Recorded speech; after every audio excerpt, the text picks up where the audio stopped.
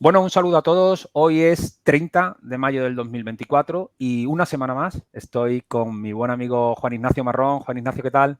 Muy bien, ¿cómo estás, Enrique? Pues muy bien, aquí de nuevo ya hay casi 40 grados en Sevilla, empieza el infierno y pasándolo un poco mal, pero bueno, como podemos. Me imagino que por allí, por Madrid, 3/4 de lo mismo, ¿no?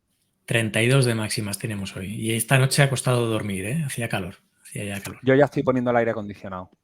O sea, esto es ya el final. O sea, cuando enciendes una vez el aire acondicionado, ya sabes que te quedan 2 o 3 meses de eso. Un poco Ya está. duro.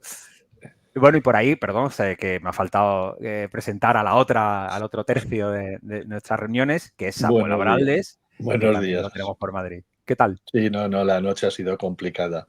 La noche ha sido complicada y estamos 30 de mayo. Es verdad que, como siempre dice, que hasta el 40 de mayo no te quites el sayo, y es verdad que cuando está la Feria del Libro suele llover, pero este año todavía no ha hecho aparición ni en la temperatura ni en la lluvia. Por cierto, Feria del Libro en Madrid, en el Parque del Retiro, que es una de las cosas más bonitas que las que yo he vivido en mi vida, porque yo tuve además la suerte de estar allí firmando mi libro del método Wyckoff hace ya 6 años, creo, me parece, por ahí.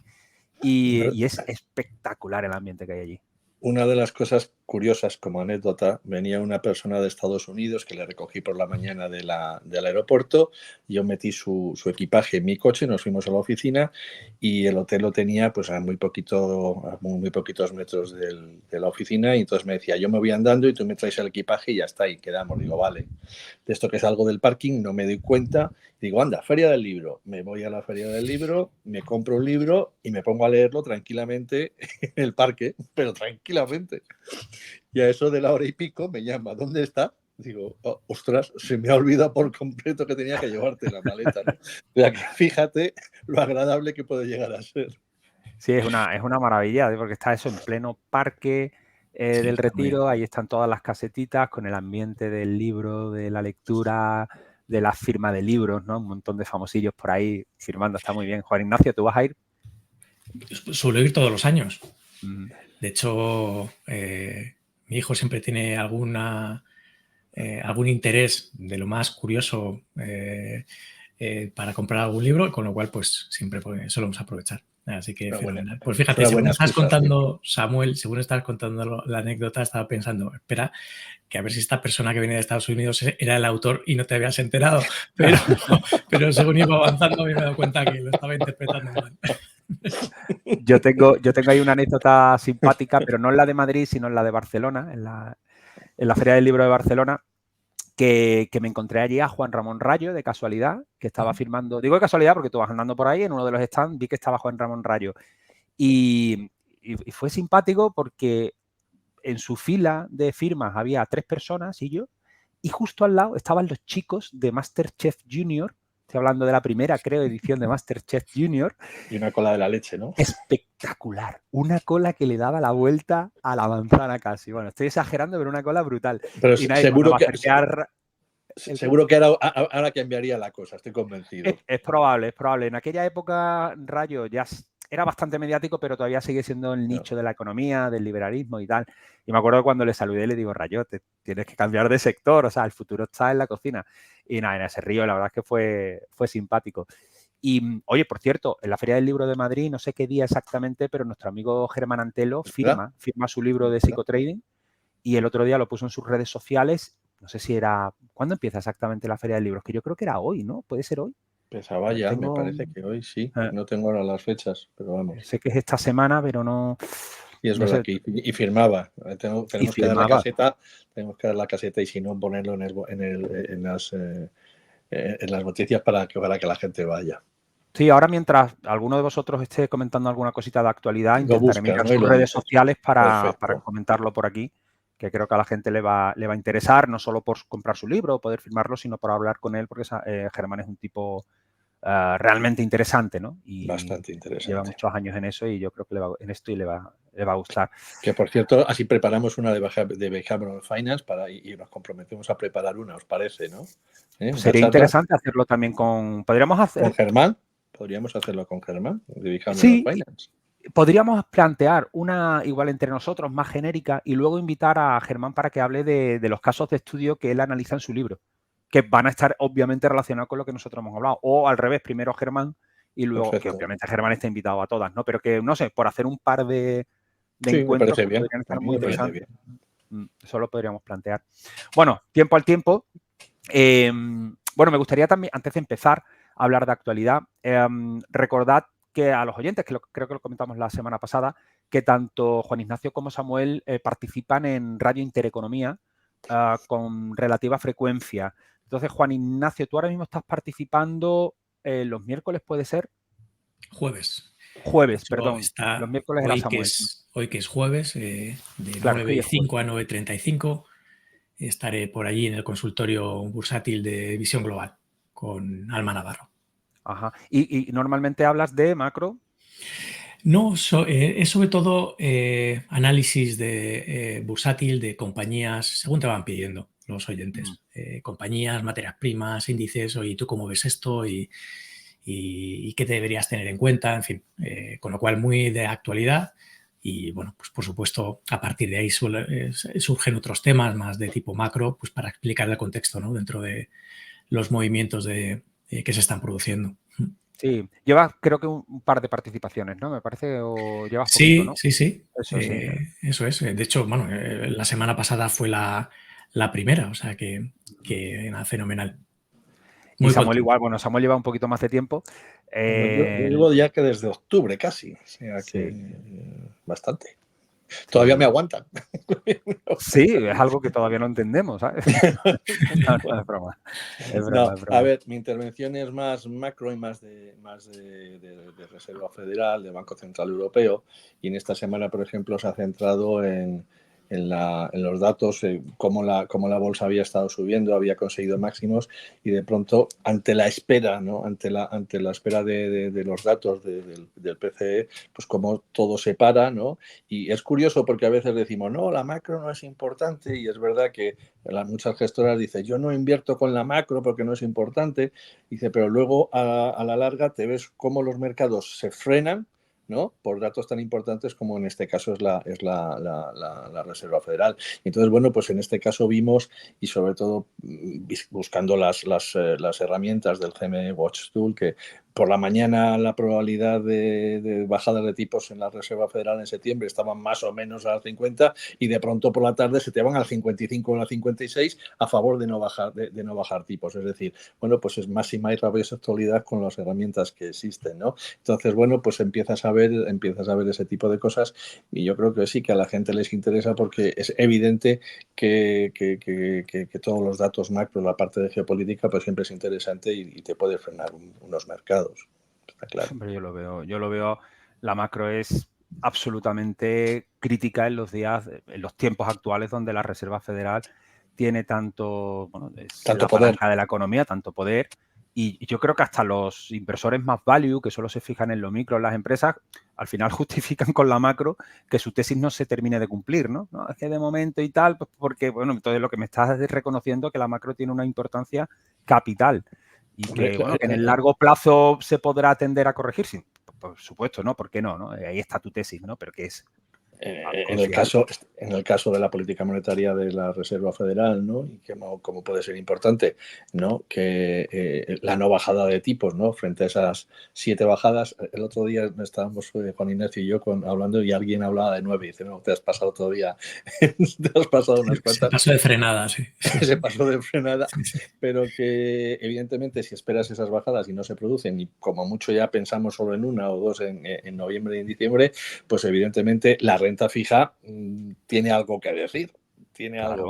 ¿No? Entonces, claro, pues lo que tú dices, siempre está la excusa de no, la renta fija no está yendo bien, pues porque los tipos no están bajando.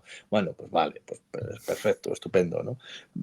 Pero siempre, evidentemente, toda esta inflación pegajosa que tenemos, pues hombre, sigue habiendo ataques en el Mar Rojo a los barcos, entonces tienen que seguir subiendo los fletes. Entonces, evidentemente, esa inflación, pues está, bueno, no me gusta la palabra pegajosa, pero está pegajosa porque en realidad seguimos seguimos teniendo riesgos geopolíticos, ¿no?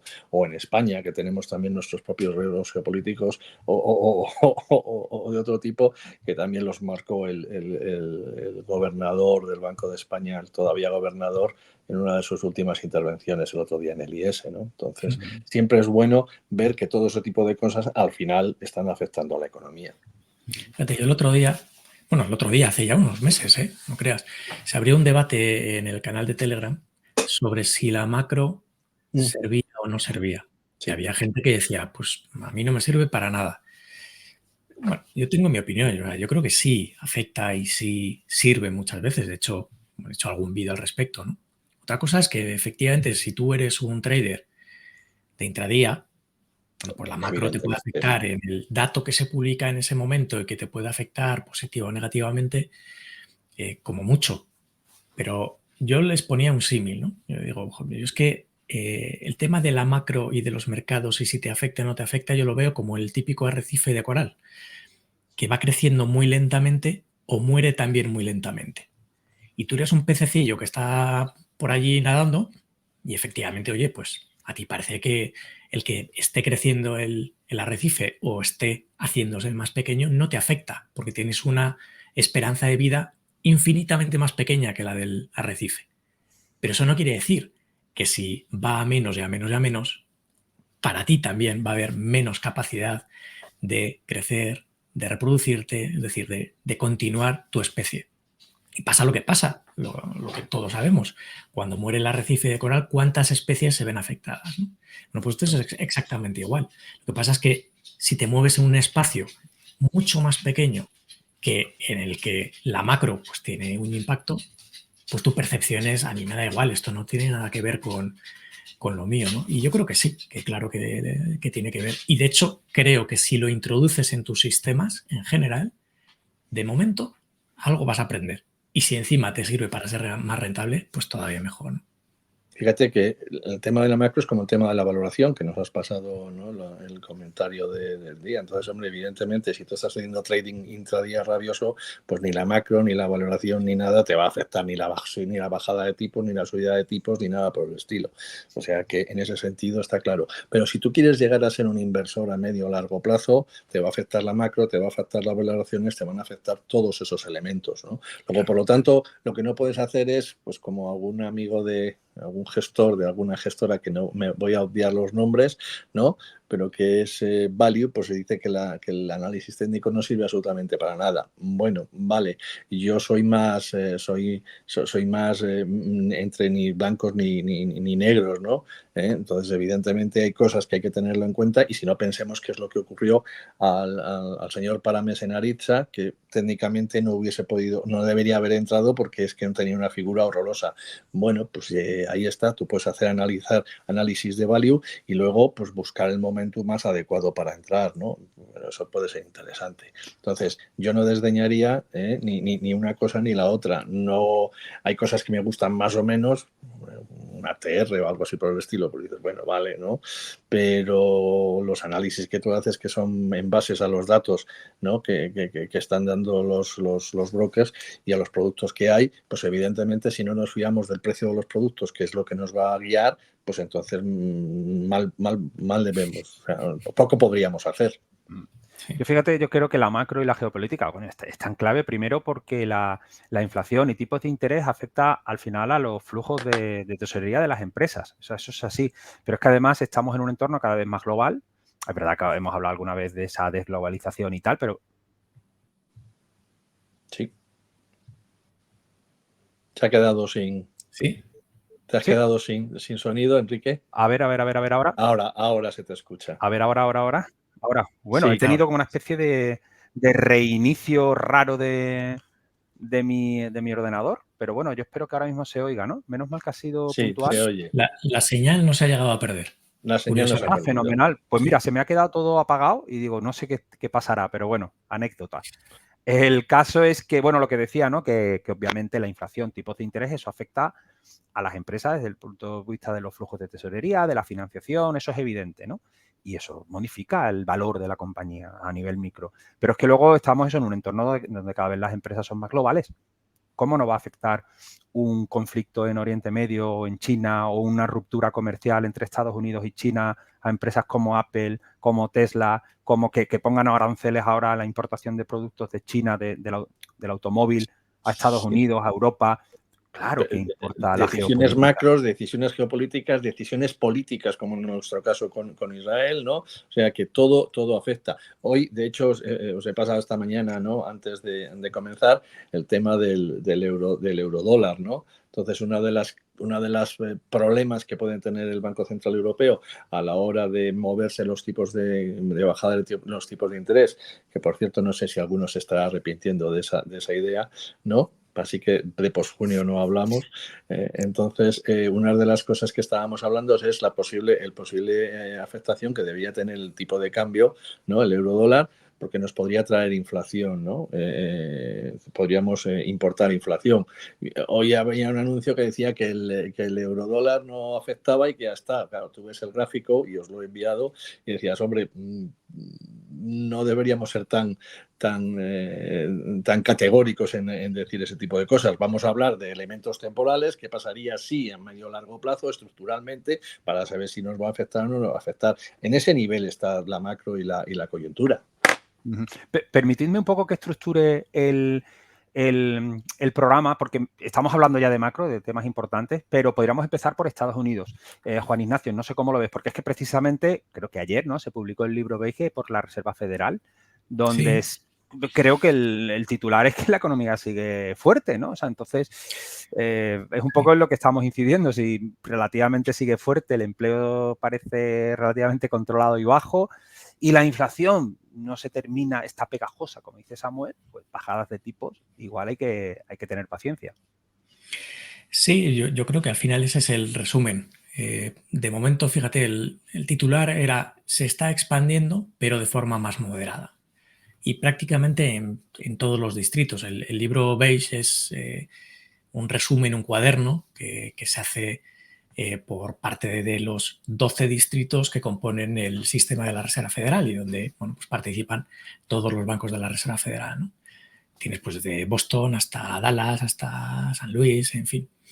Y que cada uno de esos bancos, pues como sabéis, tiene su consejero y alguno más presente en el comité abierto. Eso es, federal del mercado abierto. Entonces, el resumen era ese, se expande pero de forma más moderada y donde se están viendo pues, que hay muchos distritos donde el crecimiento es bastante modesto o directamente ni siquiera se ha crecido en abril y mayo, parte de mayo, la primera mitad de mayo. Entonces, eso al final hace que las perspectivas a futuro parece que son algo más pesimistas, pero sobre todo aumenta la incertidumbre y el riesgo de que el crecimiento pueda ir progresivamente a menos. Entonces, lo que estaban viendo, por ejemplo, es que las ventas minoristas, centrándonos en la parte de la actividad económica, las ventas minoristas prácticamente no han crecido. Y además, lo que decían, y yo creo esto es importante, se nota que el consumo discrecional es más sensible a las nuevas o próximas subidas de precios que pueda haber. Dicho de otra forma, el consumidor se lo va a pensar 2 veces. Y eso tiene un reflejo, entre otras cosas, por ejemplo, en el posible margen de beneficios, y así lo refleja el propio libro Beige, que esperan que sea menor con cada nueva subida de precios. De hecho, de otra forma, la demanda es cada vez más elástica y cuanto más suban los precios, más se va a contraer. Con lo cual, mucho cuidado con la evolución de los precios. Yo creo que ese es un titular que, a mi parecer, es especialmente importante. Luego la parte de ventas de coches pues bastante plano, la parte de viajes y turismo mejora, la fabricación prácticamente sin cambios. Y luego, eso sí, fíjate, es curioso, se reduce todavía más el crecimiento del crédito. Como consecuencia de unas condiciones de concesiones de créditos bastante tensas y los tipos de interés que siguen en zonas restrictivas. Con lo cual, esperan que siga habiendo crecimiento en el crédito, pero a un ritmo menor. Y luego, por último, en cuanto a la actividad económica, la parte de real estate. La demanda de viviendas ha seguido mejorando y las condiciones para la concesión de créditos incluso para real estate comercial, han mejorado, lo cual es bastante interesante. En cuanto al empleo, pues de los 12 distritos, 8 ha crecido de forma modesta y en 4 no ha habido mejoras en términos de empleo. Y lo que sí se ve es que hay una reducción en las expectativas de contratación porque, de nuevo, esperan que haya una demanda más débil.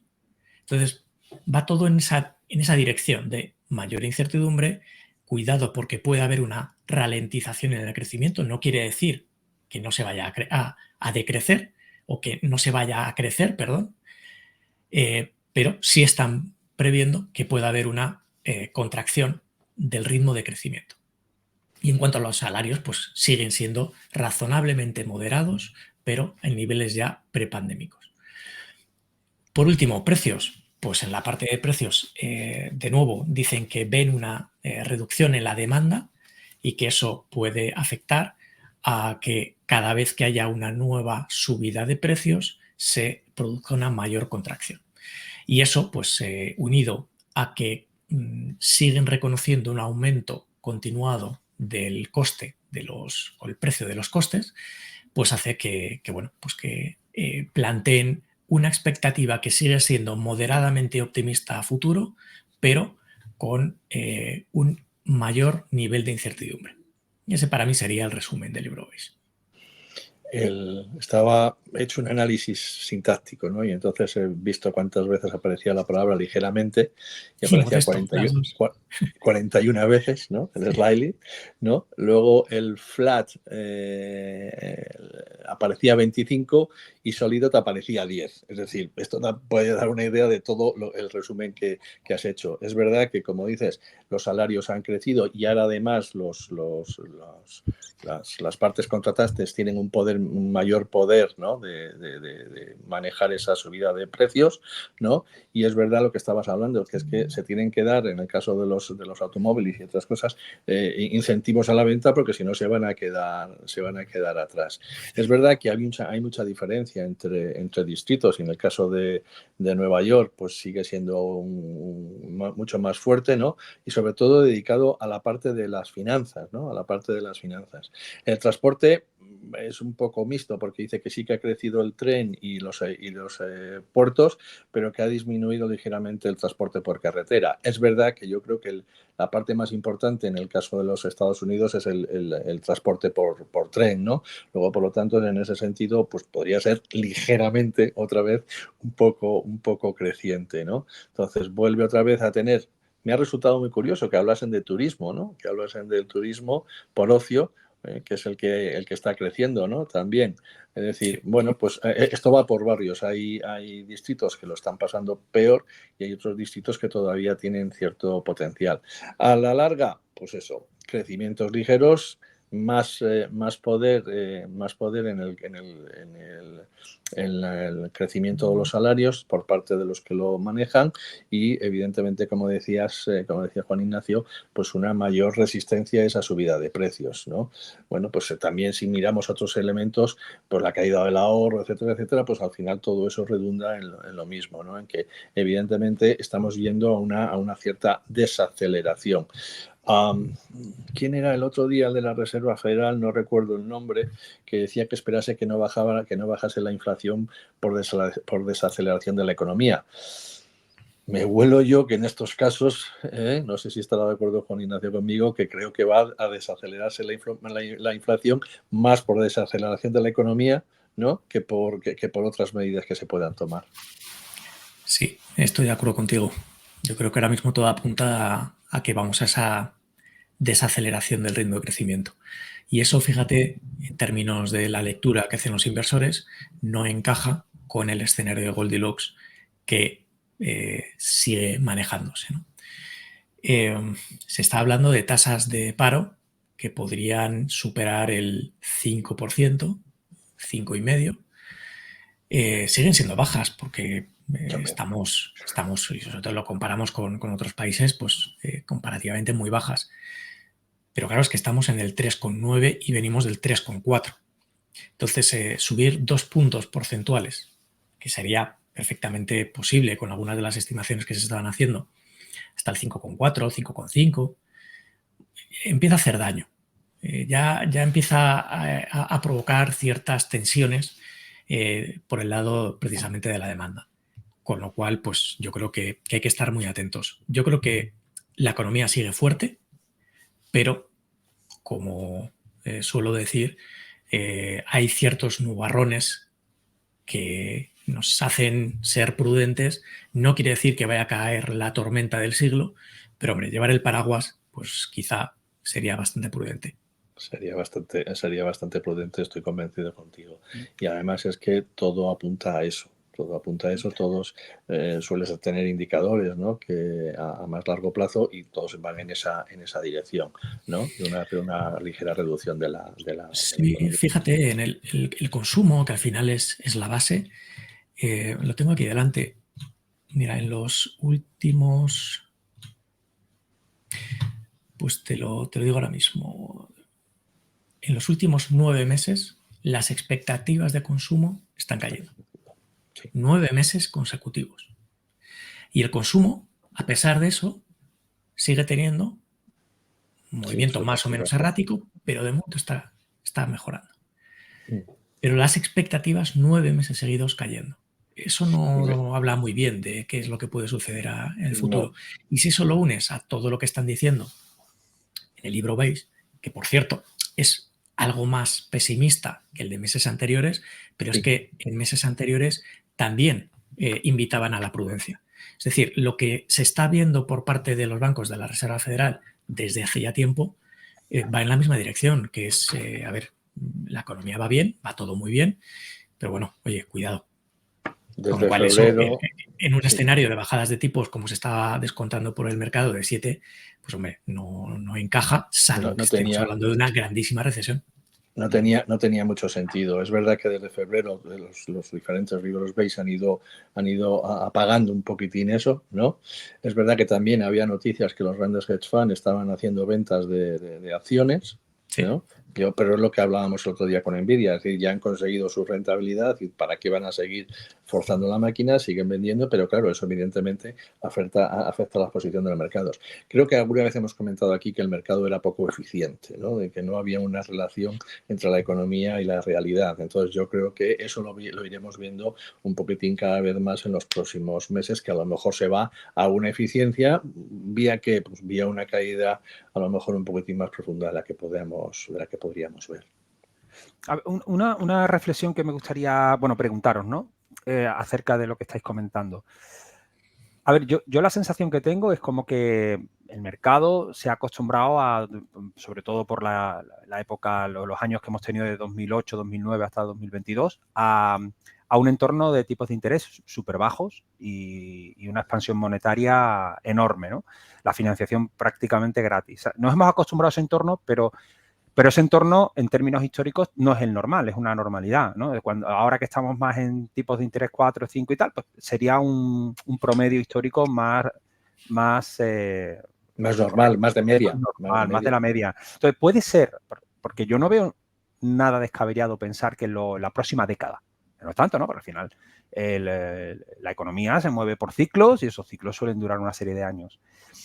En una próxima década en la que, gracias también a toda esta revolución tecnológica que estamos experimentando, que realmente es una fuerza deflacionaria muy importante, sea de alguna manera la que permita que esos márgenes, aunque ahora coyunturalmente, decía Juan Ignacio, que parece que en Estados Unidos se están empezando a reducir un poco y la demanda es un poco más sensible al aumento de los precios, etcétera, pero que ya a medio corto plazo pueda mejorar los márgenes de las empresas y, por lo tanto, nos encontremos con unos próximos años donde los tipos no se tengan que bajar especialmente. Es decir, que tengamos una inflación realmente un poquito disparada, pero que se contrarresta por esta fuerza deflacionaria muy importante, fruto de la tecnología, IA, etcétera, y que nos pasemos, no sé, un lustro, una década, con unos tipos en torno al 4 y pico, 5 y pico, que podamos bajar sensiblemente, que luego los volvamos a subir, es decir, pero que sería descabellado. ¿Cómo lo veis?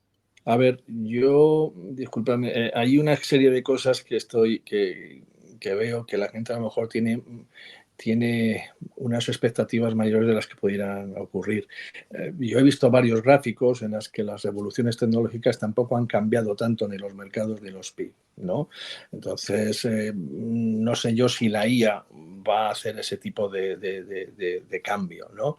Es verdad que venimos de una época un poco atípica porque desde la gran crisis financiera, el tenernos tan dopados con los tipos de interés, pues no es lo habitual, ¿no? Es decir, hemos llegado a tener tipos incluso negativos que eso evidentemente pues lo que hacen es afectar a la buena marcha de la economía. Ya lo hablaba Keynes en su día, ¿no? Que tampoco es que sea muy soy partidario de Keynes en la medida de lo que él decía y no de lo que dice la gente, ¿no? Sobre Keynes. Entonces, hablábamos de trampa de liquidez y los endeudamientos pues, o los apalancamientos solo en el momento hasta que podemos hacer uso del pago del servicio de la deuda. Pero es que nos estamos yendo a unas deudas brutales de 100 y pico, 150 por encima de PIB, que eso a la larga es insostenible. Es decir, tenemos por una parte esos posibles efectos deflacionistas que puede traer la tecnología, pero tenemos también unos gastos tremendos, ¿no? Y en el caso español estamos hablando de crecimientos del PIB, pero en el caso, si lo veis, o si desagrega, pues la inversión pública la inversión pública es brutal, es la que está tirando de la economía y está haciendo un efecto crowding out para las inversiones privadas. Entonces, evidentemente, si seguimos creciendo con esos niveles de deuda, a la larga, pues evidentemente se les van a poner muchas trabas a las empresas para poder ganar dinero en condiciones normales. Eso, si encima políticamente, pues el mundo, que es un poco más anticapitalista, ¿no? Antiempresario, pues no sé exactamente dónde nos va a llegar. Es decir, tenemos ahí fuerzas que se contraponen y que ya veremos a ver qué es lo que va a ocurrir en los próximos años. Juan Ignacio. Pues fíjate, enlazándolo con lo que está diciendo Samuel, yo creo que hay que distinguir entre el nivel de endeudamiento de los estados y del nivel de endeudamiento del sector privado. En el sector privado, por ejemplo, ha habido un desapalancamiento en los últimos años. Es decir, las empresas tienen un nivel de deuda más bajo. Es verdad que en Europa es bastante superior al de Estados Unidos y, por lo tanto, quizá las empresas americanas están en mejor disposición para soportar o bien intereses más altos o bien un nivel de deuda. Tendrían todavía margen para poder incluso endeudarse algo más que comparativamente en Europa. Yo creo que eso es importante porque te da pie también a determinar cuál es el nivel de tipos de interés a partir de entonces que empieza realmente a hacer daño a la propia actividad y sobre todo a los cambios en las decisiones de las compañías. Que en el fondo, cuando hablamos de economía, hablamos de comportamientos. Es una ciencia social y, por lo tanto, el cómo te vas adaptando para conseguir una serie de objetivos, ¿no? Entonces, en ese sentido, se juntan dos elementos. Uno, el del endeudamiento y dos, el de la productividad, que es lo que tú estabas diciendo, Enrique. Yo creo que la productividad puede venir por la vía de la IA, como puede venir por la tecnología en términos generales. Desde luego, ha sido un elemento absolutamente deflacionario y lo has dicho muy bien y yo creo que va a seguir siéndolo. No sé si de forma exponencial, pero desde luego sí creo que lo va a seguir siendo. De forma exponencial yo creo que es insostenible, pero sí que va a ayudar evidentemente a ser más productivos. Con lo cual, eso contrarresta el hecho de que las sociedades de los países, sobre todo más, los países occidentales, es cada vez más vieja, es cada vez más anciana. Y ese es otro factor que hay que meter dentro de la coctelera para saber hasta dónde somos capaces de llegar. Son economías en un porcentaje altísimo basadas en la economía del bienestar, con un nivel de una población, un porcentaje de jubilados, de personas ya pues, en edad de jubilación muy elevado, que obliga a un nivel de gasto por parte de los estados cada vez más alto y eso hace que evidentemente la deuda pues, tenga un coste en términos de intereses netos cada vez mayor.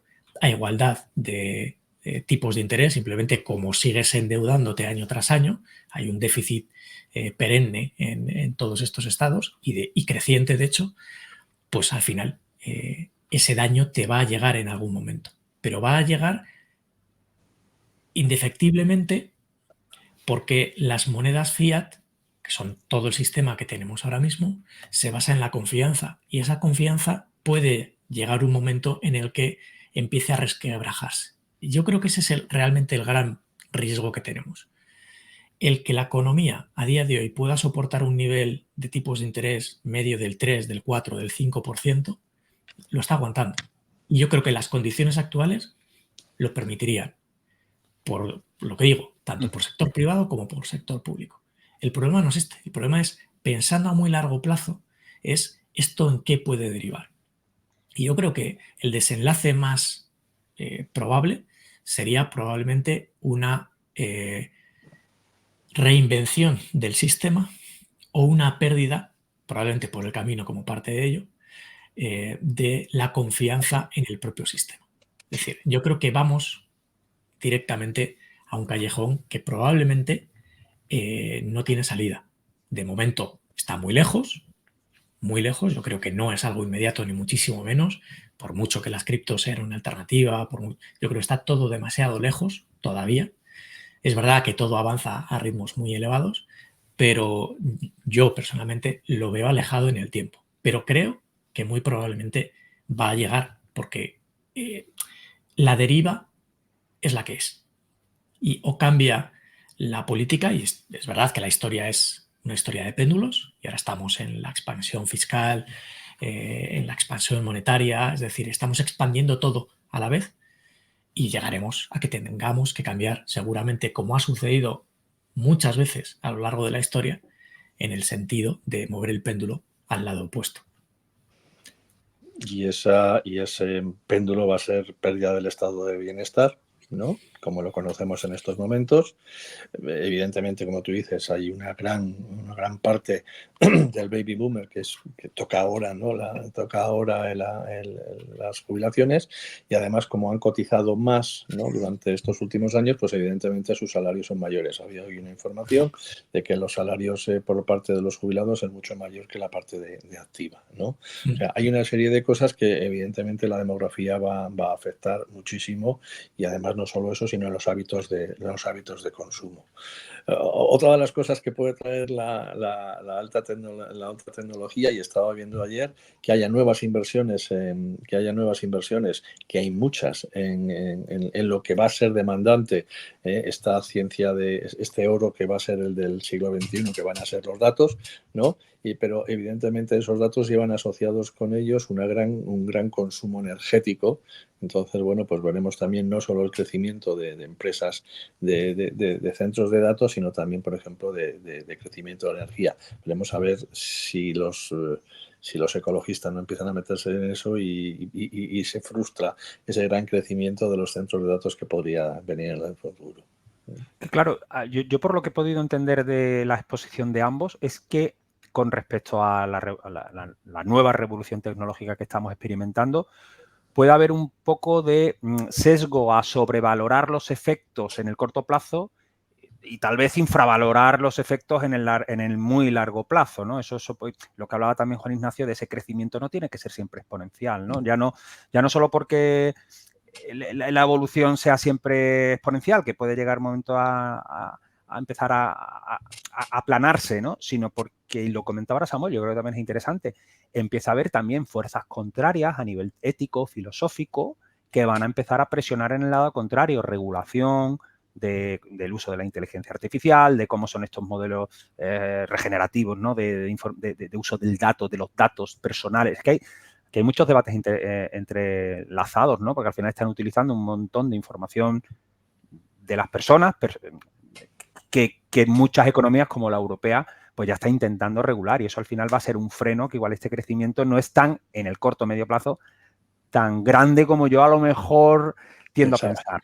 Sí, no, yo es verdad que soy muy optimista, como yo creo que lo somos todos, ¿no? Igual es simplemente el calibrar el efecto. Se han llegado a cosas tan raras como la venta de Iris, que sabéis que fue una noticia de hace mes y pico, sí. Y todo el mundo por un plato de lentejas iba a vender su iris, ¿no? O sea, sin saber exactamente qué es lo que puede llevar, qué es lo que puede conllevar eso. Entonces, es decir, evidentemente, como estás hablando, la IA tiene un componente ético y estético que va a haber, que se va a frenar. Entonces, el potencial probablemente puro sería elevado, pero evidentemente la regulación, vuelto otra vez a la regulación, ¿no? La regulación en la banca, en los seguros, en todos los sitios, pues eso evidentemente puede ser un freno importante. Y quería enlazar esto que estamos tocando ahora mismo desde el punto de vista regulatorio para también ver la situación de Europa. Porque la sensación que yo tengo es que todo lo que es la investigación, el desarrollo de todo este nuevo ecosistema en Estados Unidos y en Asia se está favoreciendo muchísimo. La regulación está como de momento un poco expectante para una vez que se empiece a crecer realmente el sector, bueno, que ya lo está haciendo y tal, bueno, luego ya veremos cómo regulamos. Pero en Europa se está casi regulando antes de que aquí se empiece a desarrollar, a innovar. Entonces, podemos encontrarnos con una Europa que si ya dentro del contexto global estaba un poquito, no sé, dormida, ¿no? Y se estaba quedando rezagada con respecto a Estados Unidos y el frente de China, ¿todavía se quede más rezagada en el futuro? Somos la zona donde menos startups tenemos. Y eso evidentemente da una idea de la magnitud de esto. Es decir, nos creemos la cabeza del mundo y somos el ombligo. Es decir, estamos con unas regulaciones brutales, ¿no? Estamos también, ayer había otra noticia de que no tenemos industria de la defensa, no tenemos industria de la munición porque lo estamos dejando en manos de otros. Es decir, a la larga, pues aquí vamos a ser todos muy buenos, ¿no? Y no vamos a tener nada. Entonces se le están poniendo demasiadas trabas. Hay otros países que no están en la Unión Europea, están creciendo más en startups y aquí no lo estamos haciendo. O sea, que eso se nota muchísimo. Es que el ecosistema de innovación que hay en Estados Unidos o que hay en China, por poner un país en concreto, o la India, no tiene nada que ver. Corea del Sur también. O Corea del Sur no tiene nada que ver con Europa. Claro. Alemania, Inglaterra, es que no tiene nada que ver. No. España ya ni te cuento. O sea, el ecosistema de innovación no existe en los países europeos si lo comparas con lo que realmente hay en otros países. Y eso afecta a todo. O sea, ya no es la facilidad de montar una empresa a partir de un proyecto, sino conseguir la financiación, acceder a mercados. Es decir, es todo lo que tú necesitas para realmente pasar de una idea a un negocio. Y se necesitan muchas cosas, son siempre las mismas. Pero cuando todo eso no está bien engranado, no, es un engranaje que no está bien ¿cómo se dice? Engrasado, ¿no? Engrasado, que no me salía la palabra, pues efectivamente pasa lo que pasa. Vamos lentos y nos centramos casi más en la regulación, que además va a seguir llegando tarde, que la innovación no la vas a poder frenar, pero lo hacemos en Europa en unas condiciones infinitamente, en mi opinión, más perjudiciales que las que tienen en Asia, en algunos países de Asia y desde luego en Estados Unidos. A ver, eso es lo que ha hecho que lleguemos a donde estamos a día de hoy. Que tenemos una brecha importante respecto a la parte tecnológica, por ejemplo, con un Estados Unidos. Pero es que yo creo que a futuro vamos en la misma dirección. A ver, os quería plantear un pequeñito juego. Imaginad que tenéis que construir a día de hoy una cartera de aquí a 10 años vista. O 15. O sea, un largo plazo generoso, ¿no? Un medio plazo generoso. Solo en renta variable, ¿vale? Por simplificarlo, aunque si queréis meter otro asset sería fantástico. Pero por geografía. ¿Qué peso asignaríais a Estados Unidos, a Latinoamérica, Europa y Asia? Lo que pasa es que en Asia igual también podríamos hacer alguna subdivisión, que no sé si tendríais, bueno, podéis plantearla también, pero por simplemente, esto al final son hipótesis, es cuestión de pesos y pueden pasar muchas cosas y como todo buen gestor habrá que ir viendo y ajustando, ¿no? Pero bueno, a día de hoy con esto que estamos comentando de esta Europa un poco como que parece que vive todavía en el pasado, ¿no? Y que no es capaz de mirar al futuro, que se está quedando rezagada con respecto a cómo está evolucionando el mundo, ¿no? Que a lo mejor no tiene por qué ser así, porque claro, a lo mejor relativamente las valoraciones de las empresas en Europa, de hecho, están un poquito más bajas en comparación con Estados Unidos, por ejemplo, que están bastante más caras. Y veíamos hace poco en LinkedIn un gráfico donde hablaba de la relación que había entre el PER, el precio, ¿no?, relativo de las empresas y el rendimiento que iban a obtener en los próximos 10 años, y a valoraciones de 20 y pico, que es como estamos hoy en Estados Unidos, quitando las 7 grandes. Prácticamente lo que se espera es que en los próximos 10 años la rentabilidad para el inversor va a ser cero, ¿no? Entonces, Europa, a lo mejor ahí, precisamente por esa situación un poquito más no infravalorada, ¿no?, pero devaluada, podríamos poder tener, aunque solo pues fuera por reversión a la media, un mayor retorno. Entonces, el juego es un juego. ¿Cómo haríais esa construcción de la cartera? Una manera sencilla de aquí a 15 años con respecto a geografía. Juan Ignacio, venga tú. A ver, si lo midiéramos en términos de qué es lo que espero que suceda en términos económicos, que no tiene por qué ser en términos de renta variable, mi apuesta sería India-Indonesia, sobreponderar India-Indonesia sobre el resto, un Brasil perfectamente en Latinoamérica. Obviamente Estados Unidos y China lo mantienes porque seguiría siendo el motor, el que te estaría pagando el dividendo, porque es una apuesta que vas a tener segura, y Europa igual, pero probablemente infraponderándolo respecto del resto de los países que he dicho. Pero fíjate, en la parte de, por ser específico, India, Indonesia y Brasil me parece que tendría mucho sentido, por potencial, por ritmos de crecimiento que ya están demostrando, por posicionamiento que progresivamente va mejorando incluso desde un punto de vista geopolítico. Creo que vamos, seguro que me equivoco, pero mi apuesta iría por ahí. No tenemos la bola de cristal, pero evidentemente yo creo que India es la nueva China, ¿no? Y yo creo que eso también. Lo que pasa es que eso también nos da los problemas que hemos tenido durante la pandemia, que algunos compuestos o algunos principios activos estaban solo en India, se producían solo en India y al final tuvimos problemas. Es decir, esas grandes concentraciones pueden tener sus problemas. Estoy totalmente de acuerdo que Brasil es la eterna, es el eterno potencial, ¿no? Pero evidentemente si nos tenemos que centrar sería en la India e Indonesia, que tienen un potencial de crecimiento y tienen unos niveles de salida bajísimos. Evidentemente, quien tiene mayor gasto y mayor inversión pues sigue siendo China y Estados Unidos, y está claro que evidentemente debemos estar ahí.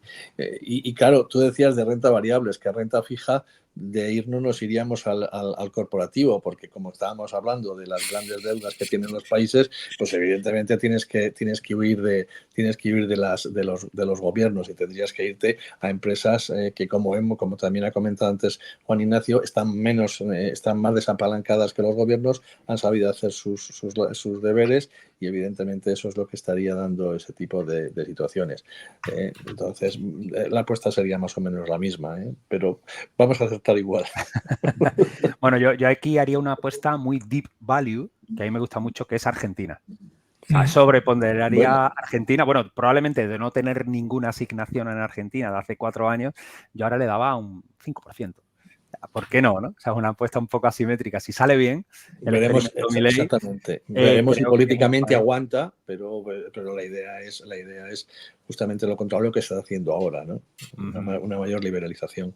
Estaba ahora precisamente Milei en Estados Unidos reunidos con todos los CEOs de tecnológicas de allí. Se ha juntado con el de ChatGPT, OpenAI, que es, no recuerdo su nombre. Se me ha ido con Tim Cook, con Altman, ¿no? Sí. Con varios. La verdad es que ahora mismo lo he visto hoy en titular y estaba con OpenAI, con el de Apple, con Google. Google también está en las instalaciones de Google, y intentando llevarse ahí, yo no sé cómo, al final no es tan sencillo llevarse la tecnología allí. Tú puedes favorecer y dar cierta seguridad jurídica para que se instalen allí, pero al final para que un país sea muy innovador no es solo llevarte a las tecnológicas en una sede, que está muy bien, sino que la educación esté muy entrelazada con la empresa, que haya un ecosistema real como el que puede haber en Silicon Valley, ¿no? Y las principales universidades de Estados Unidos, ¿no? Pero bueno, está apostando por ello. Google va a hacer una inversión de 10.500 millones en Zaragoza, Huesca y Teruel. ¿no? Pero evidentemente, y es lo que tú estás diciendo, para poder asignar eso, tienes que tener una educación que provea de mano de obra altamente cualificada. Entonces, esos son todos los temas que no hemos tratado, ¿no? La educación yo creo que está bastante deteriorada y que no estamos haciendo todo lo posible por mejorarla. Muchos universitarios y poco formación dual, que a lo mejor sería la que necesitaríamos, ¿no? Hace falta, evidentemente, mano de obra de universidades para hacer los grandes desarrollos, pero para poder trabajar y en esas grandes empresas, pues a lo mejor con FP vale, ¿no? Entonces, evidentemente, una de las cosas que no hemos tratado, pero creo que lo hemos tratado en algunas charlas que hemos tenido, la educación evidentemente tiene que acompasar a ese desarrollo. No podemos ser un país, como en el caso español, de puramente camareros a operarios de fábricas tecnológicas, ¿no? Es decir, que todavía nos quedaría unos años para poder adaptarnos a la situación actual. Es decir, que creo que esto va a ir creciendo, por zonas va a ir creciendo más porque ya está más preparado, y otras que no estamos preparados, aunque estamos recibiendo, que es lo mismo que podría pasar en Argentina, ¿no? En España estamos recibiendo mucha inversión de Google, ¿no? En la parte de Aragón y en la parte de Madrid, pero evidentemente eso se va a tener que compasar con otra serie de medidas económicas, o sea, financieras, educativas, etcétera, para que haga que este ecosistema tenga sentido en los próximos años. Sí, aquí yo creo que se plantean varios temas para próximos capítulos. Tenemos el Behavioral Finance, se lo tenemos ahí aparcado. Me gustaría tocar un día el tema de las pensiones, porque hemos hablado del aumento de la esperanza de vida, de la inversión de la pirámide poblacional y de todo lo que va a llevar a nivel de servicios públicos, de asistencias, y que va muy ligado, evidentemente, al sistema público de pensiones que en España y otros modelos que me gustaría que tratáramos ese tema, porque además creo que, bueno, hace relativamente poco el CFA ha publicado precisamente un informe sobre la, ¿cómo llamarlo?, la viabilidad o la sostenibilidad de los diferentes sistemas de pensiones que hay en el mundo. Entonces es interesante, pues, cogiendo igual ese informe, que podamos comentar al respecto. Y la educación. Ahí también, ¿no? Y la innovación en base a la educación también sería un tema que algún día podríamos tocar, o sea, a nivel de opinión personal, ¿no? Porque a día de hoy es cierto que aquí, o sea, ya no competimos, antes se competía con la universidad del pueblo de al lado, ¿no? O de la ciudad de al lado. Una de las cosas buenas y malas, bueno, buenas por una parte, pero también malas que ha tenido España, es que todas las ciudades tenían una universidad.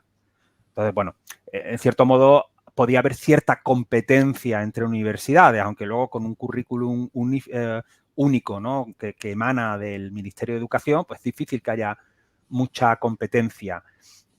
Es verdad que se han impulsado las titulaciones propias en muchas universidades, lo cual yo creo que ha dado un poco más de flexibilidad a la oferta. Pero es que a día de hoy, es verdad que estamos ya en un mundo global. Hoy puedes tomar unos cursos, maestrías relativamente baratos, incluso gratuitos, a través de los famosos MOOCs en universidades como la de Stanford, la de Columbia, no sé cuánto, lo tienes traducido al español. Es decir, ahí está cambiando mucho. Aunque aquí no seamos capaces de responder realmente a las necesidades reales, el mundo está dando soluciones, ¿no? Sí. En este caso, sí que ahí es donde veo que la parte de innovación tecnológica tenga mucho más futuro, ¿no? A esa libertad de poder hacer cosas. En el caso de Internet, recordad que, bueno, yo soy más mayor que vosotros, pero que antes tú cuando ibas a viajar, madre mía, ibas casi a ciegas, ¿no? Tenías que comprarte guías y guías. Ahora te coges, te vas a Google y antes de llegar ya lo has visto, ¿no? Entonces estás buscando y es mucho más fácil. O la comunicación, esta comunicación que tenemos ahora, pues entre Madrid y Sevilla hace unos años hubiese sido imposible. Es decir, que evidentemente la tecnología en ese caso sí que hay en ciertos servicios que sí que está mejorando y que debería mejorar, por ejemplo, en temas de educación, que eso podría ser interesante, ¿no? Aquí una cosa, y no me enrollo más, que la gente joven se ha perdido, era ese placer de abrir la guía Campsa cuando estaba uno de viaje y abrir el mapa. Eso lo habéis vivido como yo, ¿no? A mí me encantaba. Abrías el mapa, te estabas perdido en mitad de los pueblos, intentabas buscar la carretera. Hay otra más divertida que vosotros la habéis vivido como yo. Cuando tú viajabas tenías 36 fotos en el carrete y llevabas como mucho 4 o 5 carretes, es decir, tenías unas 120 fotos. Ahora haces así, y has hecho 36 fotos en medio segundo, ¿no? Entonces esas cosas se han perdido y yo creo que eran divertidas, porque yo creo que aprovechabas más el momento, que aprovechabas otras cosas, ¿no? Pero bueno. Hay cierta vuelta a lo vintage en algunas áreas, porque mi novia, Isabel, bueno, ella es fotógrafa, y hace relativamente poco se compró una cámara antigua precisamente de carrete, porque se ha pasado al analógico, al blanco se y negro está al analógico para jugar. Claro, se está llevando de alguna manera, exacto, es como los discos de vinilo, todavía hay un pequeño segmento de la población que lo valora, aunque obviamente es un sector ya que no va de poco crecimiento, pero que tiene su nicho, que tiene su rincón, ¿no? Y se niega a morir todavía. Pues con la fotografía digital podría ser así, ¿no? Con la analógica, perdón, de carrete. Bueno, Juan Ignacio, bueno, por ir terminando, no sé si tienes algún comentario así último o algunas conclusiones que quieras sacar de todo lo que estamos comentando. Mira, mi último comentario es que la Feria del Libro en Madrid empieza mañana, día 31 de mayo, hasta el 16 de junio, que lo acabo de mirar. Ay, y se me ha olvidado comentar lo de Germán, que no lo voy a intentar mirar rápidamente. A ver, la mano, luego me mata nuestro amigo Germán. Luego nos matará. A ver si lo tiene por aquí. Nada, no se lo ha puesto con... No sé. ¡Ay, qué fallo de amigo! Bueno, pues nada, lo pondremos en el cajetín de la descripción de YouTube. Pondremos la presentación de Germán en la Feria del Libro. Samuel. Perfecto. Nos vemos. ¿Ya está? No, sí, tampoco hay mucho más que decir. Yo creo que hemos dicho bastantes cosas, ¿no? Entonces yo creo que es interesante y mantener el suspense para la siguiente. O sea que ahí lo dejamos. Sí, hay muchos temas que tenemos que seguir tratando. Bueno, chicos, pues nada, buena semana, que no paséis mucho calor y protegeros, crema solar de protección, y nos vemos en 7 días, si os parece bien. Muy bien. Ahí estaremos. Perfecto. Venga, chao. Adiós. Hasta el siguiente. Chao.